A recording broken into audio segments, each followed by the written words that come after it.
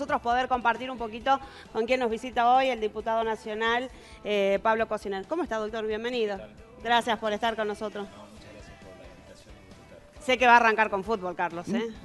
Sí, no. A ver, sí, ¿no? No, ¿sabes por qué? Porque yo sé que eres hincha de Gimnasia y Tiro y Ajá. no quiero que dé una opinión del equipo porque, bueno, o sea que yo quiero... Puedo dar tranquilamente. Yo quiero más que nada preguntarle algo que a mí me pareció muy curioso en estos días y de verdad que no escuché a nadie que hable de este tema como usted lo puede hacer, no solamente por su profesión, sino por sus años en la política. Cuando el intendente Gustavo Sáenz se va de un lugar que es el poder legislativo y él es el poder ejecutivo, y se va porque no le gusta lo que hace el poder legislativo, no dándose cuenta que él es el poder ejecutivo y que tiene que haber independencia de poderes. No escuché a nadie, diputado, que haya hecho esta relación de decir, a ver, puede ser o no acuerdos o desacuerdos, y esto es la vieja historia de la política, digamos, cuando uno quiere ser elegido presidente de la Cámara tiene que tener acuerdo y hace un lobby antes y se sienta y hay que trabajar, no es que esto porque ser minoría te corresponda, esto es una ley que no está escrita, digamos, esto es algo que se puede pensar, pero que no está escrito. Pero a mí me preocupó mucho ese mensaje, yo le diría casi antidemocrático, de retirarte cuando vos, ¿qué tenés que ver en lo legislativo? Vos sos poder ejecutivo, te puede o no gustar, pero hay que respetar, porque si no, vivimos, tengo que pensar yo que el Ejecutivo tiene injerencia en lo legislativo. Diputado, esa era mi pregunta. Sí, mira, creo que hay incluso cosas que van más allá de la actividad política que tiene que ver con los códigos de respeto entre las personas. A mí me sorprendió que recién comenzada la ceremonia, yo estaba ahí en la Cámara de Senadores, que todavía ni siquiera habían empezado a jurar los senadores, ni siquiera se estaba hablando de la elección de autoridades, era el acto que nos habían invitado de jura. El intendente se levantó y se fue en medio de la ceremonia. Después me enteré que era, creo que por estar desconforme con lo que iba a pasar después, que todavía no había pasado.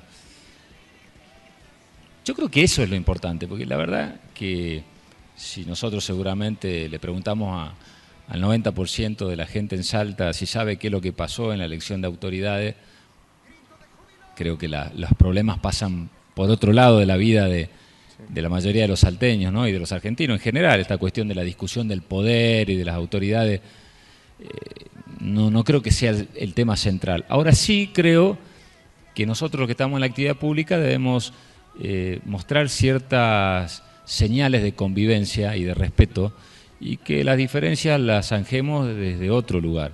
Eso no me parece bueno. Es decir, bueno, si yo me invitan a un acto, una ceremonia y voy, y bueno, participo, después puedo decir lo que me opino. Esta cuestión de levantarse estando el gobernador presente, presidiendo la ceremonia y querer llamar la atención como una señal de protesta, me parece que no es lo que más ayuda hoy en momentos complicados, difíciles, donde por ahí lo que la gente quiere es que la política no le complique la vida, solamente eso.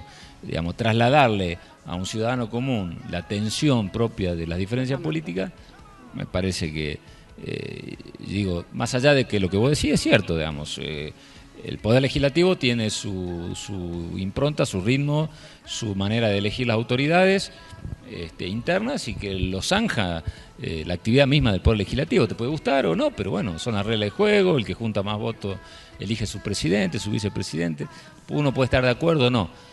Pero de ahí a hacer eso el gran tema, que la verdad, les digo sinceramente, o yo me equivoco, creo que muy poco le importa. No creo que eso sea colocarlo en un lugar de trascendencia tal cual que si bueno, el sistema político de Salta se va a caer porque fulano sultano sea vicepresidente o no de una Cámara. Pero sí creo que hay que plantear mínimos de respeto en nuestra convivencia, ¿no? Como dirigente. ¿Cómo se convive con opiniones tan dispares en la Argentina hoy? Y usted representando allí en la Cámara de Diputados. Y me refiero a tan dispares porque hoy, ¿no? Todo lo que ha sucedido con un exgobierno, la justicia allí, hoy con un gobierno con algunas medidas que también afectan tanto a la gente. Y usted respondiendo a una persona como el doctor Urtubey, que es tan fuerte su opinión a nivel país. ¿Cómo se consensúa todo esto? Mira, algo tiene que ver con lo que hablábamos recién. Yo creo que la Argentina vive un momento en donde tenemos un gran desafío, ser capaces de construir un camino superador de cualquier grieta, ¿no? me parece que este tema de la grieta y los polos opuestos le terminó siendo funcional a determinados sectores que no quieren que nada cambie. Y yo creo que siempre uno tiene que ponerse en una actitud de análisis de sí mismo, de ver en qué acertó, en qué se equivocó, de autocrítica. Y creo que hoy la Argentina lo que pide es eso, es decir, superemos posiciones irreductibles, dialogando aún entre los que opinamos totalmente distinto. Es posible sacar, aunque sea un poco de coincidencia. Digamos. Creo que yendo aún más profundo, lo que la Argentina necesita es un proceso de unidad que no es uniformidad.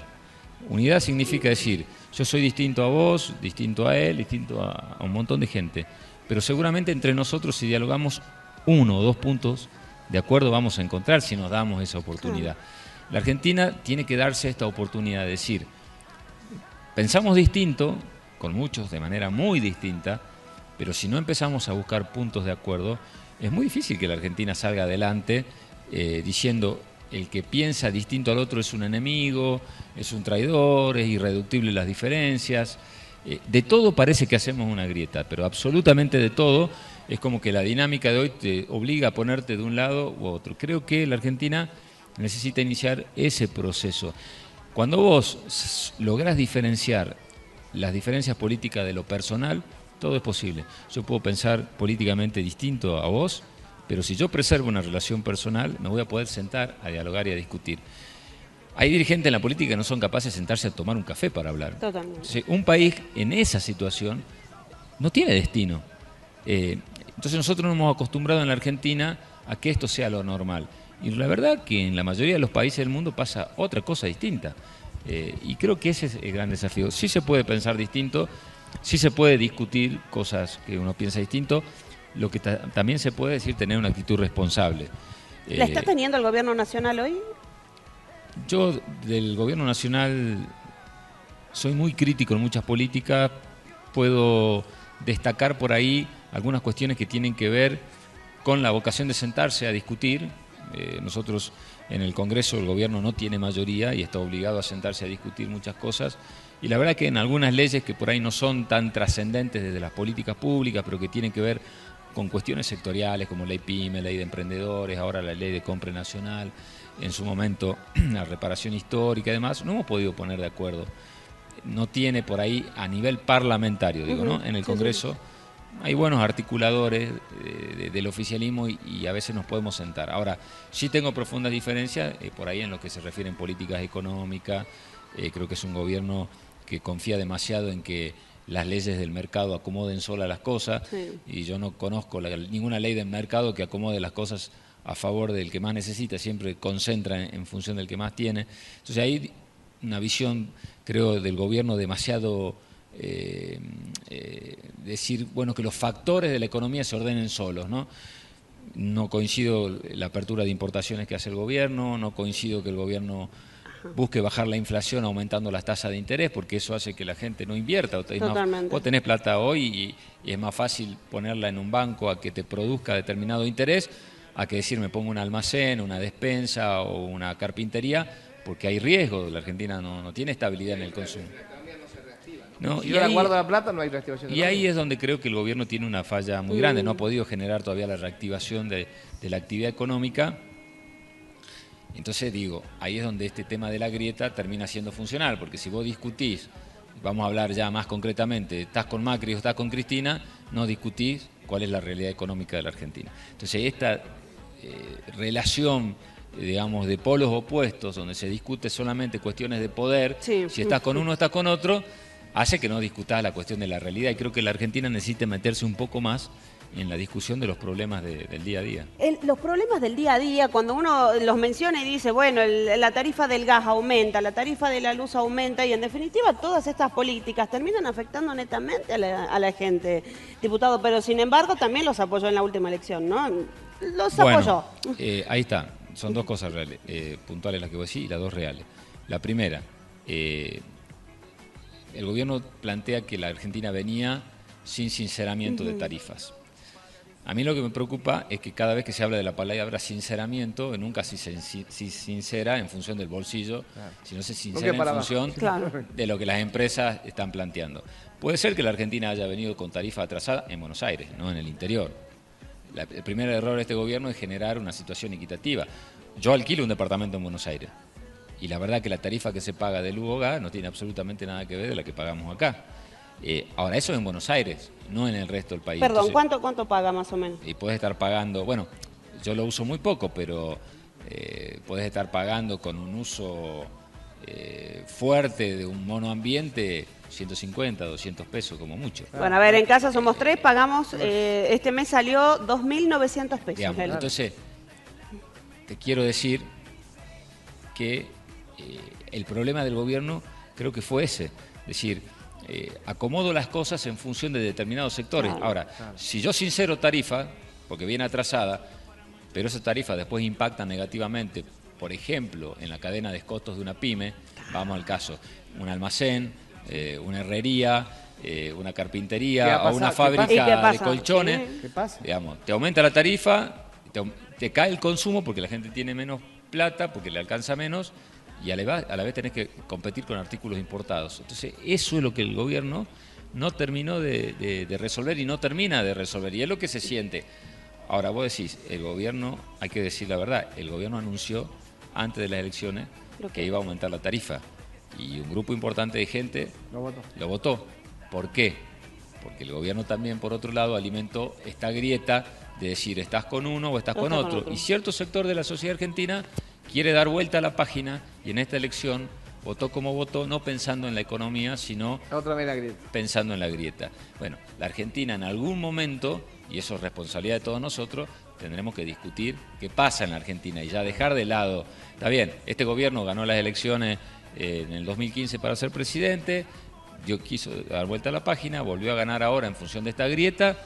Ya es tiempo de que no discutamos más la grieta, discutamos realmente qué es lo que sucede. Y se ha tomado el gobierno nacional la responsabilidad, quiero decir responsabilidad con mucho respeto y con mucha mirada positiva, de cosas tan importantes como la ley previsional y como la ley de la reforma laboral. Son dos temas pero muy sensibles, doctor. Son dos temas muy sensibles que me parece... A ver, cuando el gobierno plantea 3 objetivos, generar más puestos de trabajo, una reforma institucional para que haya mayor calidad de la democracia y impuestos más justos.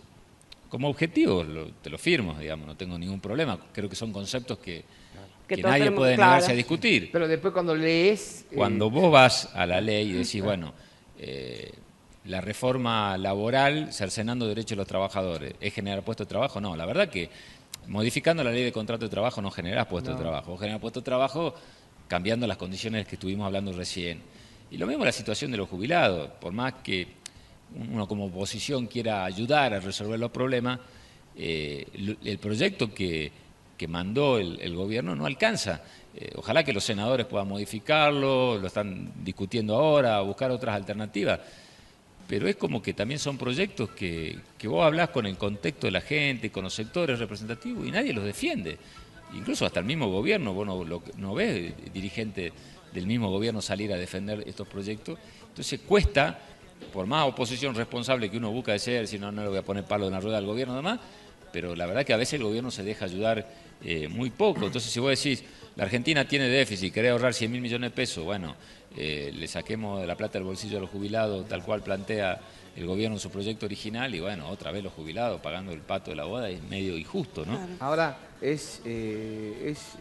no digo increíble, pero sí como llama la atención, doctor, el hecho de, en todos lados salió Urtubey, perdió la elección y título, sin embargo, es el que siempre logra meterse en la mesa de discusión, respetan su opinión, cada vez que los gobernadores están en Buenos Aires, sale por todos los canales, o sea, su opinión es muy escuchada. Esa sensación también se tiene en Buenos Aires, porque por acá parecía, ¿no?, que había lo estaban velando, y al otro día ya estaba en la mesa de discusión, se vio el proyecto de Salta, se escuchó el proyecto que se llevó desde acá, y además, vuelvo a repetir, en cada canal donde visitan un gobernador, siempre está el gobernador Urtubey opinando. Sí, mira, sobre eso de la autocrítica de los resultados, creo que hay que hacerla en la justa medida. Porque ¿qué pasó? Impactó el resultado de la elección nacional acá en Salta y en el acto se instaló esta cuestión de haber perdido la elección. En realidad en Salta hubo 2 elecciones el mismo día. La provincial, que fue con boleta electrónica, y la nacional con voto papel. Y la gente hizo lo que viene haciendo desde el año 2009 hasta ahora, que está el sistema de boleta electrónica, se para y elige distinto. Y es dueña de su voto. Entonces, en las elecciones provinciales, la gente votó mayoritariamente a los candidatos del frente que gobierna Salta, que gobierna, referenciado al gobernador Urtubey, porque la mayor cantidad de diputados y senadores provinciales en toda la provincia son del sector del gobernador Urtubey. Y en la nacional votó otra cosa.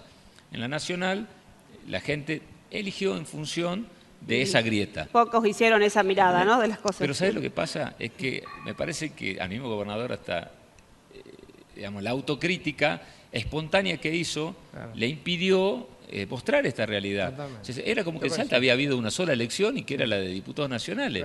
Y la elección local, donde los salteños votaron con voto electrónico, nadie contó el resultado de esa yo coincido. elección. Nosotros lo dijimos al otro día, yo hice ese análisis, me voy a decir acordar, yo dije, mira, se habla de una derrota y vos al otro día ya escuchabas al gobernador Urtubey, ya después cuando se encontraron los gobernadores, la propuesta de Salta fue contextualizada, se trabajó sobre la propuesta de Salta en algunas reformas que el gobierno había pactado, o sea, es muy escuchado. Después la otra parte de tu pregunta, que tiene que ver si el gobernador es una persona escuchada, sí, la verdad que sí. De hecho, yo lo decía antes de la elección, independientemente del resultado que se iba a dar, la proyección de la imagen del gobernador Urtubey era muy fuerte. Aún se reconoció la actitud que él tuvo asumiendo una derrota electoral a las 7 de la tarde, no buscando especular y diciendo, bueno, yo me hago cargo de esto, está bien, yo no fui candidato, pero mi candidato perdió, el candidato que habíamos propuesto perdió en la elección nacional. Creo que lo que faltó ahí es mostrar el resultado de la elección provincial, porque también es un logro, y quedó demostrado que era bueno el sistema. ¿Qué quiero decir? La gente pudo dividir su elección, o sea, no dejarse arrastrar, ni lo nacional arrastre a lo provincial, ni lo provincial a lo nacional. Entonces, la gente dijo, ojo, no, yo en Salta voto los candidatos locales de una manera, los nacionales voto de otra manera, y en esa dinámica se perdió la oportunidad de explicarlo, creo yo. Pero sí, claramente, en reunión de gobernadores, de hecho, él fue uno de los que planteó alguna solución para la reforma tributaria, para el acuerdo fiscal. Vos fijate que cuando salía la amenaza de que iba a salir el fallo de la Corte haciendo lugar al reclamo de la provincia de Buenos Aires, Urtubey fue el que dijo, no, frenemos, intentemos una solución en el Congreso a través de una ley, que es lo que bueno, por eso están escuchados también, ¿no? Creo que tiene la experiencia y por ahí la proyección de uno de los dirigentes más importantes. Doctor, por último, por lo menos de mi parte, hablamos de proyección, este es el último periodo del doctor Urtubey. ¿Qué va a pasar con Pablo Cosiner? Bueno, vamos a ver. Ya dijo el exministro Parodi que se presenta como gobernador. Para candidato. Bueno, yo digo que Miguel Issa también va. Dicen que Gustavo Sáenz. Sí, Alfredo Olmedo también. Alfredo Olmedo. Bueno, listo. a ver, es lógico, termina una etapa de 12 años y hay que empezar a discutir lo que viene. Y en eso me parece lógico que seamos varios los dirigentes que podamos plantear la opción. Yo creo que lo he hablado con ustedes en alguna oportunidad. No me parece el momento hoy de iniciar ninguna campaña, pero sí mi vocación está en poder construir una opción para los salteños y plantearme como candidato a gobernador. Creo que he venido desarrollando una trayectoria, una experiencia en el ámbito del Ejecutivo, del Legislativo provincial y nacional, los 3 años que estuve al frente de distintos ministerios en la gestión y en lugares de bastante exposición, me han permitido también ganar experiencia en eso, y creo que en Salta viene una discusión interesante, es decir, más democratización del poder, ¿no? Un ciudadano común que pueda representar desde lo común a los salteños, y bueno, en eso creo que me siento capacitado para poder hacerlo. Y está claro que los periodistas, está bien, hubo muchos candidatos, pero no les fue bien. Bueno, la gente ¿Los sabe periodistas? Sí, porque la gente sabe diferenciar un poco y no es el hecho de tener un nombre simplemente. Yo digo, si vos tenés vocación de servicio, ganas de estar y participar, y además sos periodista, te puede ir bien. Si vos crees que solamente por el hecho de ser periodista tenés garantizado un espacio por un nivel de conocimiento, no, porque además del nivel de conocimiento necesitas el feeling con la gente, que la gente... Pero eso pasa en todo, digamos. Sí, tal cual. Doctor, gracias por venir. No, muchas gracias a ustedes. Gracias, doctor.